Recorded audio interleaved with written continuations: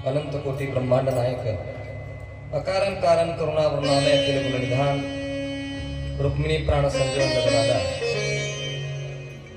भक्त वत्सल भक्त विमानी रुक्मिणी प्राण संजीवन जगदाधार भगवान श्री पांडुरंग परमात्मा ज्ञानियांचे राजे योग्यांची माऊली साधकाचे मायबाप वैष्णव आग्रगणित मुक्त कैवल्य त्रिजनिती अखंड समाधिधन माऊली श्री ज्ञानोबा राय जगद्गुरु श्री तुकाराम महाराज आणि वारकरी संप्रदायातील संपूर्ण संत मादियाळी श्री क्षेत्र धामणगाव नगरीतील महिला मंडळ पुरुष मंडळ अखंड हरिनाम संकीर्तन सप्ताह आणि चालत असलेली आपली ही भव्य दिवशी तुलसी रामायण रामचरितमानस कथा आजचा आपला दुसरा दिवस आहे।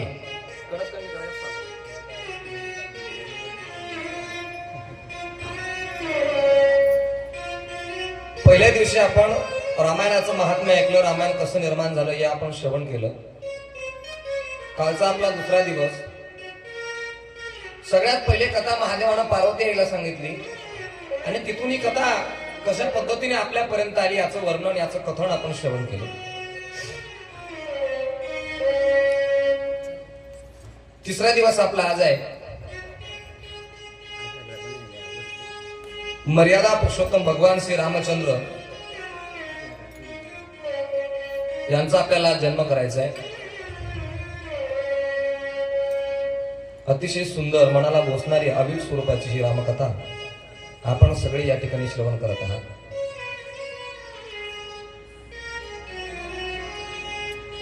रामकथा कलिकाल कराला माणसाच्या जीवनामध्ये बरेच पाप होत असतात। या पापाला नष्ट करते रामकथा। पाप म्हणजे एखादा महिषासुर आहे आणि रामकथा म्हणजे एखादी कालिका माता। रामकथा कलिकाल कराला काळाचं नाश करण्याची ताकद रामकथेमध्ये, म्हणून आपण या ठिकाणी रामकथा श्रवण करत आहात।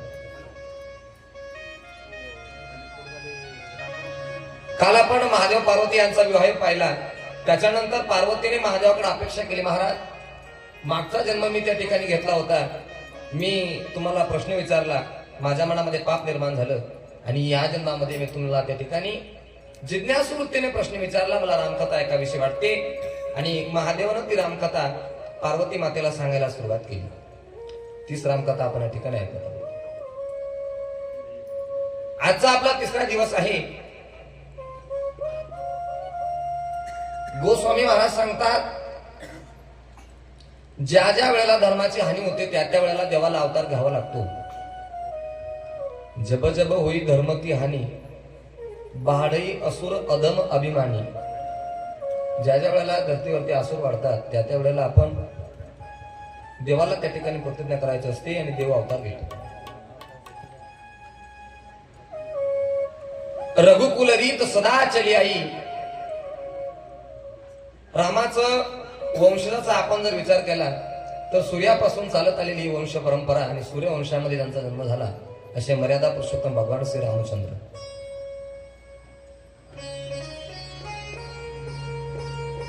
अज राजा दशरथ राजा आणि त्यांच्या पोटी भगवंताचा जन्म। देवाना जन्म का घेतला याच्या मागची किती कारण शास्त्रामध्ये रामाच्या जन्मामागची 5 कारण सांगितली। हे 5 कारण कोणती, ही 5 कथा आपल्याला या ठिकाणी श्रवण करायची आहे।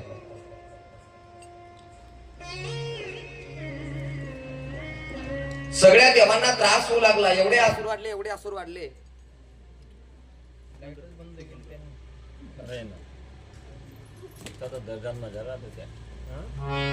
का घ्यावा लागतो, कशासाठी घ्यावा लागतो, एवढे असुर वाढल्या धर्तीवरती। साधू संत जपी तपी मुनी या लोकांना त्रास होऊ लागला। इतका त्रास होतो, इतका त्रास होतो, या त्रासाला कुठे पारावार नाही, काय करावं कळत नाही। कोणी यज्ञ करतं तर यज्ञ विध्वंस केला जातो, कोणी जप करतं तर त्याला मारल्या जातं, कोणी तप करतं तर त्याची हत्या केली जाते। या जगामध्ये या विश्वामध्ये नामस्मरण करता येत नाही। ज्या भगवंताने विश्वाची उत्पत्ती केली त्याच्या नामाचा जप तर या ठिकाणी करू देत नाही, एवढे असुर वाढले। जब जब होई धर्म की हानी बाढही असुर अधम अभिमानी। म्हणून देवाचा अवतार.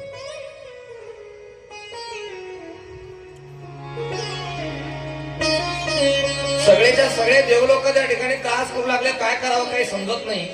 याला आता कुठेतरी पर्याय शोधा.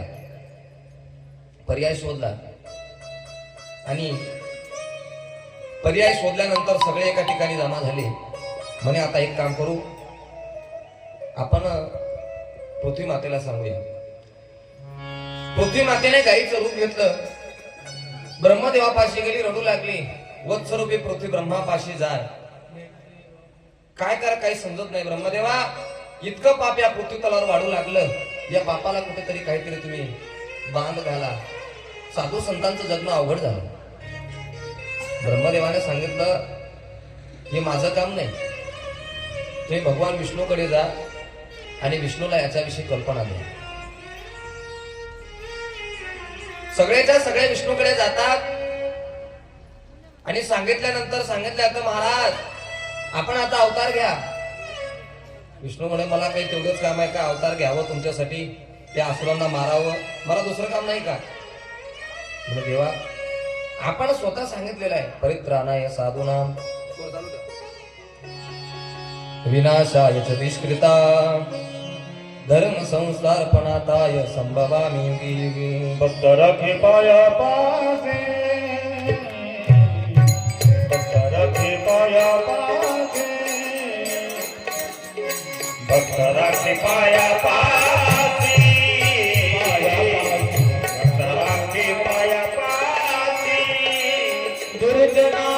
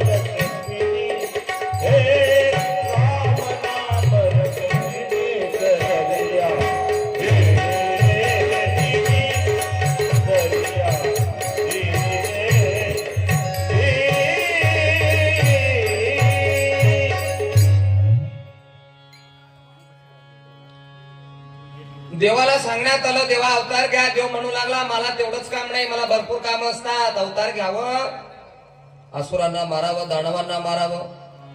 म्हणजे देवा विसर पडला काय तुम्हाला? म्हणे कशाचा? अरे तुम्ही भगवद्गीतेमध्ये सांगितलं, परित्राणाय साधूनाम विनाशाय च दुष्कृताम धर्म संस्थापनाताय संभवामि युगे युगे. यदा यदा हि धर्मस्य ग्लानिर्भवति भारत. ज्या ज्या वेळेला धर्मावर हानी होईल, धर्माची हानी होईल, त्या त्या वेळेला मी अवतार घेईन. बाबा, अवतार तुम्हाला घ्यावा लागेल. या अवताराची 5 कारणं सांगितली. त्याच्यामधलं सगळ्यात पहिलं कारण म्हणजे जय विजय. जय विजय नावाचे 2 द्वारपाल आहेत. हे भगवान विष्णूच्या महालाच्या समोर त्या ठिकाणी द्वारपालाचं काम करतात. भगवंताचे अतिशय निकट भक्त म्हणजे सनत कुमार महात्मे. हे सनत कुमार महात्मे एक दिवस देवाला भेटायला आले आणि देव अतिशय जवळच आहे. भेटायला आले, दरवाजावरती द्वारपालांनी अडवलं. थांबा महाराज, कुठे जाता?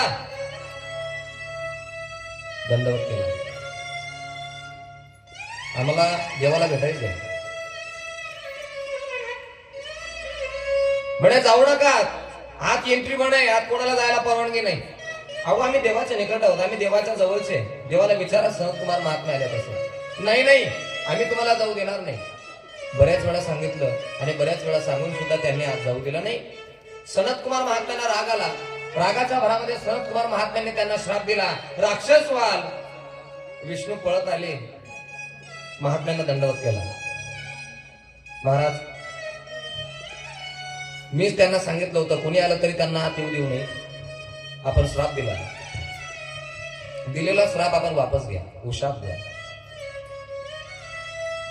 म्हणे उशाप असा देतो, 7 वर्ष 7 जन्म त्यांना त्या ठिकाणी भक्ती करावी लागेल, देवाचं चिंतन करावं लागेल, तेव्हा 7 जन्मामध्ये त्यांना मुक्ती भेटेल. म्हणे असं आणखी काही दुसरं. 7 जन्म जर त्यांनी देवाची भक्ती केली तर त्यांना मुक्ती आहे. आणि त्याच्या व्यतिरिक्त त्यांनी 3 जन्म जर त्या भक्तीला विरोध केला, 3 जन्म भक्तीला विरोध केला तर तेव्हा पण त्यांची मुक्ती होईल. याच्यातून तुम्हाला जे पटेल ते तुम्ही तुमच्या जवळ घ्या, त्याच्यामध्ये तुम्ही प्रवेश करा. जय विजय यांनी विचार केला, 7 जन्म देवाची भक्ती करण्यापेक्षा 3 जन्म भक्तीला विरोध केलेला बरा. म्हणजे चालेल, आम्ही भक्तीला विरोध करतो 3 जन्म. म्हणजे ठीक आहे, होकार दिला. आणि तेच जय विजय त्या ठिकाणी त्यांना 3 जन्म भेटले.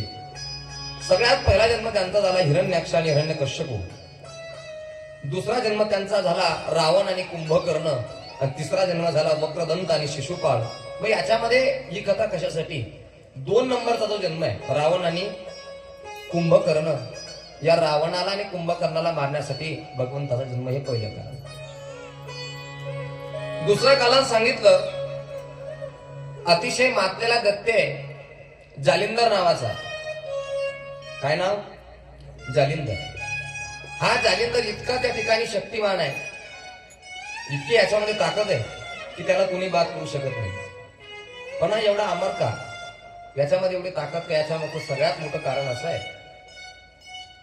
याची जी पत्नी आहे वृंदा नावाची, ही वृंदा पतिव्रता आहे.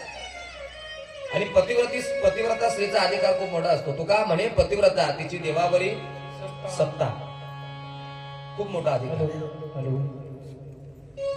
वृंदा पतिव्रता आहे, म्हणून वृंदा पतिव्रता असल्यामुळे त्या ठिकाणी जालिंदराचं पुण्य वाढलेलं आहे. जालिंदराला मारायचं अशी मागणी सगळ्यांनी देवाकडे केली. देवाने विचार केला, जालिंदराला जर मारायचं असेल तर जालिंदर कोणाकडून मरणार नाही. जालिंदर सारखा त्या ठिकाणी शक्तिमान कोणी नाही.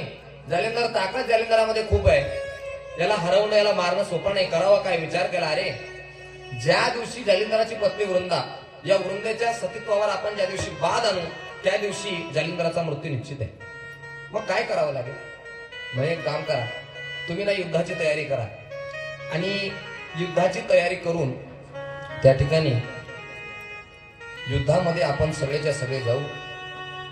आणि मी त्या ठिकाणी जालिंदराच्या घरी जातो आणि वृंदेच्या सतीत्वावर बाध आणतो. युद्धाची त्या ठिकाणी तयारी केली. जालिंदराला पत्र पाठवण्यात आलं, महाराज आपल्याशी युद्ध करण्यासाठी सगळे देव लोक, सगळे साधू त्या ठिकाणी येणार आहेत. जालिंदराने होकार दिला. जालिंदराला अहंकार होता, आपल्यासारखा ताकदवर या जगामध्ये कोणी नाही. आणि अहंकारापायी जालिंदराचा नाश पुढे झाला. कसा? जालिंदराने होकार दिला, चतुरंगी सेना घेऊन जालिंदर त्या ठिकाणी अरण्यात निघाला. इकडे युद्धाला सुरुवात झाली. युद्धाला सुरुवात झाल्या झाल्या जालिंदर इतरांना मारू लागला. कोणालाही कळत नाही जालिंदरामध्ये इतकी ताकद कस काय आली. कोणीही त्या ठिकाणी जालिंदरावर त्या ठिकाणी विजय करू शकत नाही. जालिंदर सगळ्यांना मारू लागला. देवाने बघितलं युद्ध चालू आहे, जालिंदराच्या घरी आता कोणी नाही. जालिंदराचं रूप देवाने घेतलं, विष्णूने घेतलं आणि जालिंदराचं रूप घेऊन त्या ठिकाणी जालिंदराच्या घरी गेले. जालिंदराच्या घरामध्ये वृंदा बसलेली होती. वृंदाकडे गेले, आपला पती आलेला पाहून वृंदा त्या ठिकाणी आनंदित झाली. आणि त्या ठिकाणी भगवंताने वृंदेकडे रतिसुखाची त्या ठिकाणी आशा केली, सांगण्यात आलं मला या ठिकाणी आता रतिसूख पाहिजे. वृंदेने होकार दिला. होकार दिल्यानंतर त्या ठिकाणी बसले आणि ज्या वेळेला भगवंताचं आणि वृंदेचा संवाद झाला, ज्या वेळेला त्यांचा संग झाला, संग झाल्याबरोबर इकडे त्या ठिकाणी युद्धामध्ये जालिंदर मरून पडला. का झालं असं? भगवान विष्णू हे परपुरुष होते आणि परपुरुषाचा संग झाल्यामुळे त्या ठिकाणी वृंदेच्या सतीत्वावर बाध आलं आणि त्या सतीत्वावर बाध आल्यामुळे जालिंदराचा मृत्यू झाला. जालिंदराचा मृत्यू झाला. जालिंदराच्या मृत्यूची खबर घेऊन एक सैनिक पळत आला. राणीसाहेब महाराज मारे गए, जालिंदर महाराज मारे गए. वृंदा बाहेर आली. अरे जालिंदर जर मेला तर माझ्यासोबत कोण आहे? भगवंताने आपलं रूप दाखवलं. वृंदेला राग आला. वृंदा रडू लागली. स्वामी, आज जन्म मी तुझी सेवा केली, तुझी मी त्या ठिकाणी तपश्चर्या केली, तुझं भजन केलं, तू मला असं फळ दिलं. माझ्या पतीच्या गैरहजेरीमध्ये तू माझ्याशी त्या ठिकाणी रतिसुखाची प्राप्ती केली. तुला श्राप देते, मी श्राप देते. माझ्या त्या ठिकाणी माझ्याशी जसा तू खेळ खेळलास तसंच तुझ्या गैरहजेरीमध्ये तुझीही पत्नी कोणीतरी घेऊन जाईल, असा श्राप दिला. ही दुसरं कारण. तिसरं कारण असं सांगितलं. तिसरं कारण असं आहे, एकदा नारदाने देवाला श्राप दिला. हे महादेव पार्वतीला सांगतात. मग पार्वतीने विचारलं, देवा, नारदासारखा ज्ञानी माणूस जगात नाही, नारदाने देवाला श्राप दिला? महादेवाने सांगितलं, पार्वती, या जगामध्ये कोणी ज्ञानी नाही, कोणी अज्ञानी नाही, मग नारदाने देवाला का श्राप दिला? गोस्वामी महाराज सांगतात, नारद शाप दिन एक बारा,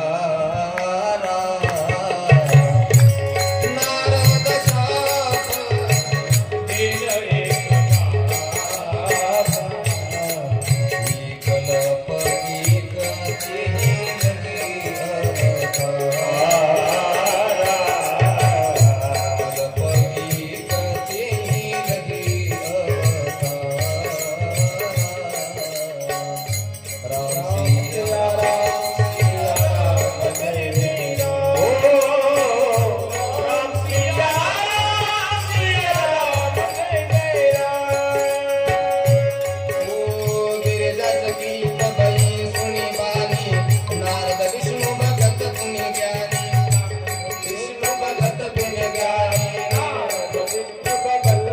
पार्वतीला महादेव सांगू लागले, पार्वती ऐक ना, जगामध्ये कोणी ज्ञानी नाही, कोणी अज्ञानी नाही.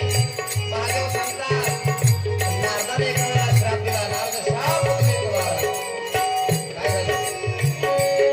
हे कारण कवन शाप मुनी दिना, का अपराध समापती दीना, का अपराध समापती दीना, अपराध समापती दीना. अपराध करण्यात आला. महाराज अपराध सांगा, अपराध. नारदानं काय, देवानं काय अपराध केला म्हणून नारदानं श्राप दिला? पार्वती, यंदा असं झालं.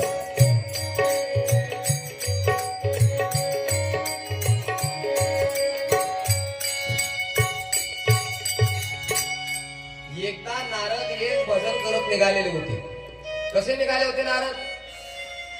भजन करतात. अभी का भजन?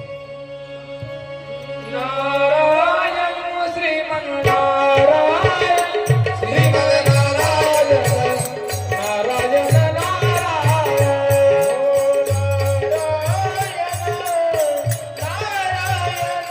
श्रीमन्नारायण नारायण नारायण श्रीमन्नारायण नारायण नारायण ओ विष्णु नारायण नारायण नारायण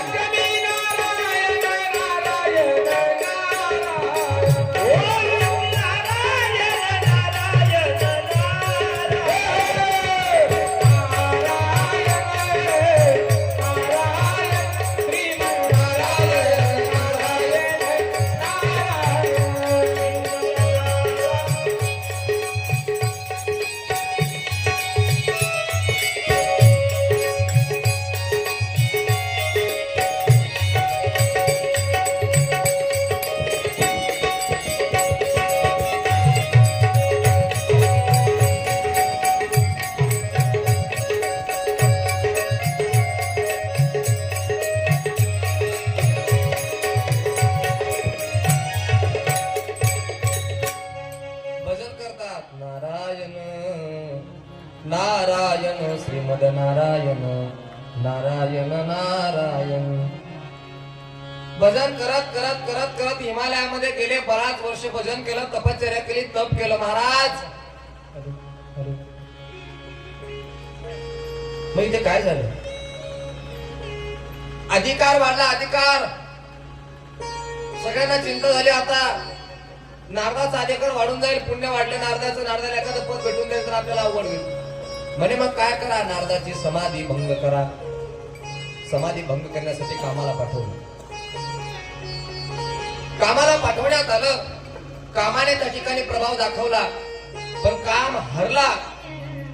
नारद महाराज त्या ठिकाणी जिंकले. पण जिंकल्यानंतर नारदाने काय केलं? कामाने नारदाकडे गेला आणि त्या ठिकाणी नारदाची स्तुती केली. हार नारदाला घालण्यात आला. ज्यावेळेला हार घालला त्यावेळेला नारद हरला. नारदानं मान खाली घातली, स्तुती केली. स्तुती केल्यामुळे नारदाच्या मनामध्ये त्या ठिकाणी नारदाच्या मनामध्ये अहंकार निर्माण झाला आणि नारद हा सगळ्यांना सांगत सुटला. ब्रह्मदेवाकडे गेले. महाराज, मी कामाला त्या ठिकाणी हरवलेलं आहे, मी जिंकलोय. ब्रह्मदेवाला सांगितलं, मला सांगितलं, कोणाला सांगू नको. पुढे गेले. महादेवाला सांगितलं, मी कामाला जिंकलेलं आहे. विष्णूला सांगितलं, मी कामाला जिंकलेलं आहे. असं सांगत सगळ्यांना सुटला आणि त्या ठिकाणी जात असताना भगवान विष्णूने एक भलं मोठं नगर तयार केलं. एक मायावी नावाचं नगर त्या ठिकाणी होतं. त्या नगरामध्ये शिलनिधी नावाचा राजा, त्याची कन्या विश्वमोहिनी आणि तिथून नारद महाराज जाऊ लागले. स्वयंवराची सगळीकडे बातमी होती म्हणून सगळे राजे महाराजे राजकुमार त्या नगरामध्ये येऊ लागले. आणि नगरामध्ये येत असताना नारदाने सहज विचारलं, कुठे जातात तुम्ही? काय काम? एवढे लोक, एवढे राजे महाराजे सगळे जातात. म्हणे हो, या नगराचा एक राजा आहे शिलनिधी नावाचा, त्याची कन्या विश्वमोहिनी, त्याचं स्वयंवर आहे, आम्ही त्या ठिकाणी जात आहोत. नारदही त्या ठिकाणी गेले. नारदाला आलेलं पाहून राजा शिलनिधी यांना फार आनंद झाला. नारदाला बोलवल्यानंतर नारदांचं त्या ठिकाणी स्वागत केला, सत्कार केला. महाराज या, आपण या ठिकाणी आलात. ज्या लोकांना नारदाचं दर्शन होत नाही ते नारद या ठिकाणी स्वतःहून चालत आले. धन्य होत आम्ही, आमचं भाग्य आहे. मग आता आलेलात ना, तर मग एक काम करा, माझ्या कन्याचं काहीतरी भविष्य पहा. विश्वमोहिनीला समोर आणलं. ज्या वेळेला विश्वमोहिनीला समोर आणण्यात आलं त्याच वेळेला रावणात त्या ठिकाणी नारदाची आणि विश्वमोहिनीची नजर एक झाली. नारद मोहित झाले आणि मोहित झाल्यामुळे नारदाला विसर पडला. सगळं विसर पडला. शिलनदी हे दृश्य पाहू लागला. महाराज, तुम्हाला भविष्य पाहण्यासाठी सांगितलं, हात हातात घ्या. काय तोंडावर भविष्य लिहिलं का माझ्या मुलीचं? नारदाला जाग आली. विश्वमोहिनीचा हात हातामध्ये घेतला, भविष्य सांगायला सुरुवात केली. हिच्याशी जो लग्न करे, हिच्याशी ज्याचा विवाह होईल तो या ठिकाणी ब्रह्मांडाचा धनी होईल, असं भविष्य सांगण्यात आलं. साक्षात तुझ्या घरामध्ये त्या ठिकाणी विश्वमोहिनी त्या ठिकाणी आलेली आहे. जगाच्या पाठीवरची सुंदर स्त्री नाही शिलनिधी, तू तुझ्या पोटी जन्माला आली. राजाला आनंद झाला.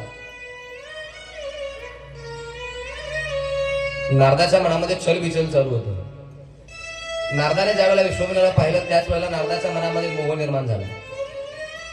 स्वयंवर ऐकलं. स्वयंवर आहे असं ऐकण्यात आलं. महाराज थांबा, आता स्वयंवर पाहून जा. म्हणे नाही, मी स्वयंवर पाहत नाही, जातो मी. काही काही नाराज निघाले. निघून त्या ठिकाणी विष्णूकडे आले. देवाची तपश्चर्या केली. विष्णुदेव प्रकट झाले. सांगा महाराज काय देऊ? नारदाने सांगितलं, मला हरिरूप द्या. काय द्या? हरिरूप द्या. आता इथे प्रॉब्लेम असा झाला, गंमत अशी झाली. हरी म्हणताना ते हरी म्हटले आणि पहिली विनंती त्या ठिकाणी आली आणि हरिरूप त्या ठिकाणी म्हणजे वानराचं म्हणजे वानराचं रूप त्यांना प्रदान करण्यात आलं. सगळ्यात सुंदर रूप मागितलं होतं. हरी म्हणजे देव आहे. देवासारख्या जगात कोणी सुंदर नाही. नारदाला असं वाटलं, मी जगामध्ये सगळ्यात सुंदर झालो आणि मी जर आता स्वयंवरात गेलो तर 100% विश्वमोहिनी ही माझ्या गळ्यामध्ये विजयमाला घालली. हे नारदाला वाटू लागलं. नारद गायगायने निघाला. हरिरूप मागितलेलं होतं ते वानराचं तोंड घेऊन. संपूर्ण त्वचा अशी कांतीसारखी चमकू लागली, सोन्यासारखी त्वचा चमकू लागली आणि स्वतःच तोंड नारदाला त्या ठिकाणी दिसलंच नाही. त्वचा सुंदर दिसते म्हणजे मी आता सुंदर झालो असा भ्रम त्या ठिकाणी नारदाला झाला. गायगायने नारद आला. आल्यानंतर त्या नगरामध्ये प्रवेश केला, राजाच्या महालामध्ये आला. सगळ्याच्या सगळे अशी एका रांगेत उभे होते. त्या रांगामध्ये नारद गेले, उभे राहिले. नारदाच्या बाजूला 2 शिवगर, बरेच राक्षस लोक त्या ठिकाणी राजकुमारांच्या रूपामध्ये आले होते आणि विश्वमोहिनी माळ घेऊन आली. विश्वमोहिनी माळा घेऊन आली. नारदाच्या इकडूनही बरेच लोक उभे होते. पाहत आली. राक्षस दिसले, त्यांना हसायची.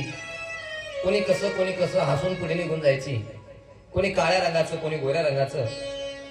नारदापर्यंत आली. नारदाला असं वाटलं आता पक्क आहे, आता विश्वमोहिनी माझ्याच गळ्यात माळ घाली. नारदाकडे पाहिलं, विश्वमोहिनी हसली.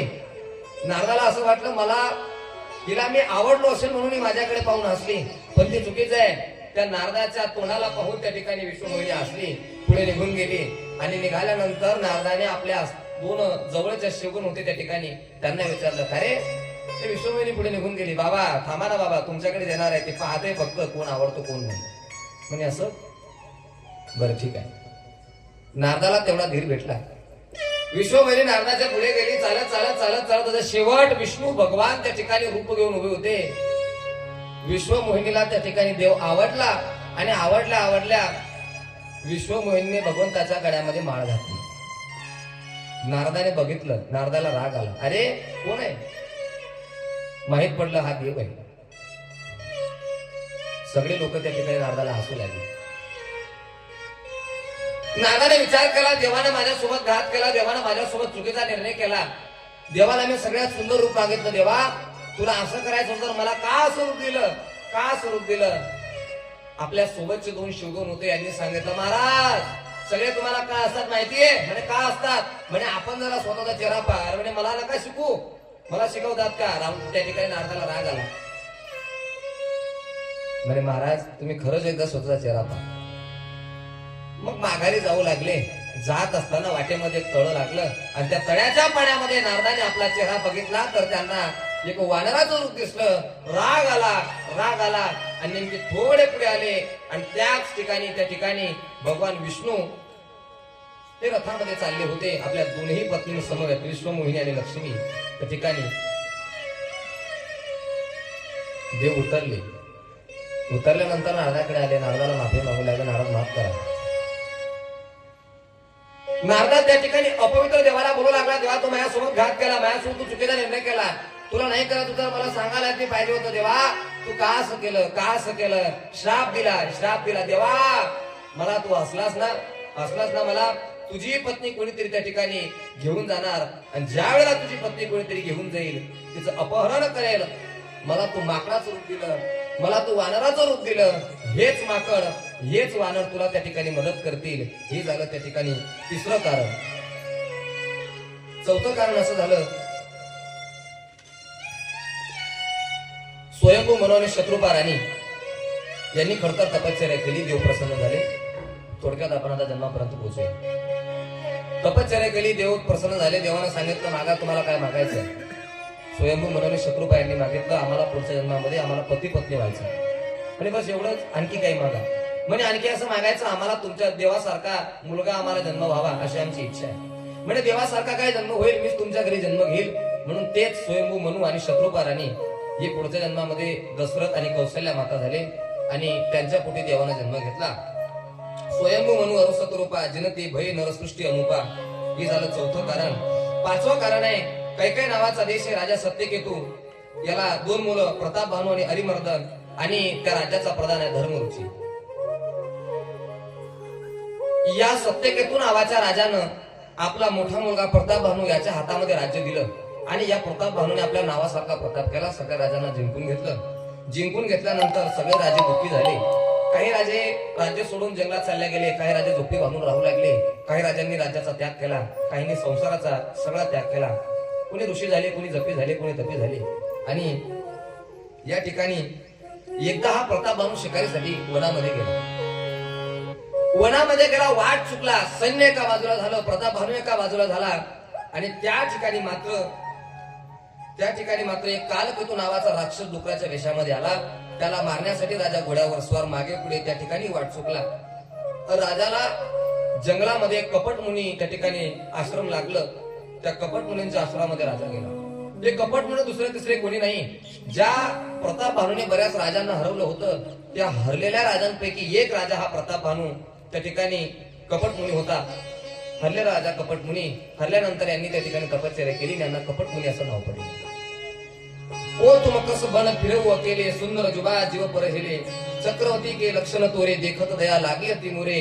असं कपट मुनींनी प्रताप भानूला विचारलं. महाराज कोण आहात आपण? एकले या जंगलामध्ये फिरतात, चक्रवर्ती के लक्षण तोरे, तुम्ही चक्रवर्ती सम्राट दिसतात. ओळखलं त्यांनी प्रताप भानू असं. प्रताप भानू खोटं बोलला. महाराज नाही नाही नाही, चक्रवर्ती वगैरे काहीच नाही. ते प्रताप भानू नावाचा राजा आहे ना, त्यांचा मी सेवक आहे. हे असं खोटं सांगितलं. खोटं नका सांगा. तुमच्या वडिलांचं नाव सत्य घेतोय. तुमचा भाऊ अरिमर्दन आहे. तुम्ही बऱ्याच राजांना जिंकलेलं आहे. तुमचं खूप नाव या राष्ट्रामध्ये आहे. धन्य हो महाराज, आपण सगळं ओळखतात. कस काय असं? म्हणे मला गुरुचा प्रसाद आहे. गुरुच्या प्रसादाशिवाय मी हे बोलू शकत नाही. गुरुजींचा आशीर्वाद माझ्यावर आहे. म्हणजे ठीक आहे बाबा, एवढं तंतुंत कसं सांगतात? गुरु प्रसाद सब जाणे राजा. म्हणे महाराज मग मला एक सांगा, एक मला तुमच्याकडे मागायचं आहे. म्हणे मागा ना. म्हणे जोपर्यंत चंद्र सूर्य राहत नाही तोपर्यंत माझं राज्य राहायला हवं. म्हणजे चालेल, पण तुला एक करावं लागेल. काय करावं लागेल? तुला मी जसं सांगतो तसं करावं लागेल. तुला ब्राह्मणांना भोजन द्यावं लागेल. माझ्या हातून नियोजन करावं लागेल. म्हणे हो बाबा करेल मी नियोजन करेल, पण तू एक काम कर, तू आता आंघोळ करा आणि तुम्ही त्या ठिकाणी आरामाला बसा. प्रताप भानूने आंघोळ केली. प्रताप भानू झोपला, निद्रिस्त झाला. आणि ज्या वेळेला हा प्रताप भानू सकाळी उठला तो त्या ठिकाणी कपट मुनीच्या आश्रमात नाही उठला, तर स्वतःच्या राज्यामध्ये उठला. उठल्यानंतर त्यांना असं वाटलं कपट मुनी साक्षात्कार त्या ठिकाणी झाला. कपट मुनी देव आहेत म्हटले. सद्गुरू आपल्याला भेटले. मला तुम्हाला गुरु करायचा होता महाराज. बरेच दिवस गेले. बरेच दिवस गेल्यानंतर एक दिवस त्यांच्या लक्षात आलं माझे सामर्थ्यशाली गुरु कधी येतील. म्हणून त्यांनी त्या ठिकाणी कपट मुनींचा धावा केला. कपट मुनी त्या ठिकाणी आले आणि आल्यानंतर या कपट मुनींच्या नावासारखा त्या मुलीने कपट केला. काय कपट केला? भोजनाचं नियोजन केलं आणि सगळे ब्राह्मण मंडळी भोजनाला बसवण्यात आले. आणि बसल्यानंतर त्या भोजनामध्ये कपट मुनीने हरणाचं मांस मिश्रित केलं. हरणाचं मांस कालवलं. सगळे ब्राह्मण भोजनासाठी बसले. आकाशवाणी झाली, उठा ब्राह्मणांनो, भोजन कुणी करू नका. जो भोजन करणार आहे तो नरकात जाईल. काय झालं? अरे त्या भोजनामध्ये हरणीचं मांस आहे. ब्राह्मणांना राग आला आणि उपरोहित जेवणार बनाई, चारण चारी भीती जशी सुटी गाई, परुसन जबई लाग महिपाला, भई आकाश बाणी तिही काला, विप्रवृंद उची उची गृह जाई. हे सगळे ब्राह्मण घरी जाऊ लागले आणि त्यांनी त्या ठिकाणी श्राप दिला. राजा तुझं त्या ठिकाणी राज्याचा त्याग होत्या ठिकाणी सगळं तुझं राज्य नष्ट झाल्याशिवाय राहणार नाही. असा सगळा परिवार तुझा राक्षस होईल. तुला मारायला स्वतः देव येतील. सगळ्या राजांनी एक सोबत वार केला. प्रताप भानूचा वध झाला. तोच प्रताप भानू पुढे रावण झाला. अरिमर्दना कुंभकर्ण झाला. आणि त्याच राज्याचा प्रधान धर्मरुची हा त्या ठिकाणी विभीषण झाला. या रावणाने, कुंभकर्णाने, विभीषणाने खडतर तपश्चर्या केली. तपश्चर्या केल्यानंतर देव प्रसन्न झाले, ब्रह्मदेव. आणि ब्रह्मदेवाने सहज रावणाला विचारलं, रावण महाराज जे मागायचं असेल ते मागा. रावणाला वाटलं आता देव आले तर मागूनच टाकू. रावण म्हणे मला असं द्या, मला मरणच नको. ब्रह्मदेव म्हणे हे बघ भाऊ, मला सुद्धा मरावं लागतं, दुसरं काहीतरी माग, मरण सगळ्यांना. म्हणे मग मला नराच्या आणि वानराच्या हातूच्या ठिकाणी मरण असं सांगण्यात आलं. म्हणे ठीक आहे. कुंभकर्णाकडे गेले. कुंभकर्णाला सांगितलं तुला काय मागायचं मागून घे. कुंभकर्णाने विचार केला होता आता मी फक्त इंद्रपद मागतो. देवांना त्रास, देवांना त्या ठिकाणी कळलं कुंभकर्णाने जर इंद्रपद मागितलं तर आपलं अवघड होईल. इंद्रपद म्हणजे तो कुंभकर्ण देवांचा राजा होईल, आपलं जगणं अवघड होईल.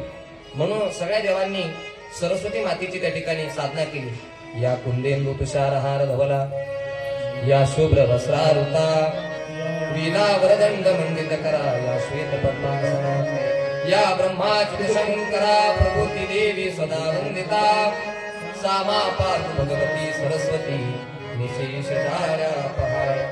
सरस्वतीची त्या ठिकाणी साधना केली. सरस्वती प्रसन्न झाली. आई एक काम करा, काय करायचंय? जा तिथे ब्रह्मदेव प्रसन्न झाले. येडं वाकलं तो मागून घेईल. कुंभकर्ण इंद्रपद मागतो म्हटले. मग काय करू? त्याची बुद्धी पालट करा, त्याच्या बुद्धीमध्ये जाऊन घुसा. सरस्वती माता गेली, कुठे बसायचं कुठे काय करायचं कळत नाही. कुंभकर्ण इंद्रपद असं म्हणणार होता, म्हणजे मुखाने बोलणार आहे, एक काम करू, त्याला जिभेवर जाऊन बसू. सरस्वती माता गेली, जिभेवर बसली, जीभ जड झाली. जड झाल्यानंतर ब्रह्मदेवाने सांगितलं, मा कुंभकर्ण काय मागायचं पटकन. महाराज इंद्रपद बोलणार होता. काय बोलणार होता? इंद्रपद. जीभ जड झाली आणि इंद्र म्हणू लागला, पण तळामध्ये निद्रपद मागितलं. निद्रपद मागितलं. ब्रह्मदेवाने हो सांगितलं आणि नेहमी त्या ठिकाणी झोपू लागला. निद्रपद. बिभीषणाकडे आले. बिभीषणाला सांगितलं काय मागायचं. बिभीषणाने सांगितलं, महाराज मला फक्त संतांची संगत पाहिजे, देवाचं नामस्मरण पाहिजे आणि तेवढ्यामध्ये माझं भरपूर होऊन जाईल. सगळ्यांना त्या ठिकाणी स्वाहा म्हणून सगळ्यांना जे जे वरदान मागितलं ते देण्यात आलं. आणि करी विनती पद घरी जसं सीसा, बोलेव वचन सुनी जगदीसा. त्या ठिकाणी हा जो रावण होता अवघड होता. रावणाकडे भरपूर संपत्ती होती, भरपूर त्या ठिकाणी होतं. महाराज रावणाची संपत्तीचं वर्णन अफाट आहे, आपण ते करू नाही शकत. किती होतं? 80,000 बायका, 1.25 लाख नातू आणि 1 लाख मुलं असं त्या ठिकाणी होते. एवढी गडगंज श्रीमंती रावणाकडे होती. शक्ती आहे, संपत्ती आहे, विद्वान आहे रावण, शास्त्राचं ज्ञान त्याला आहे, भरपूर त्या ठिकाणी आहे. असा हा रावण आणि या रावणाला मारण्यासाठी देवाचा जन्म.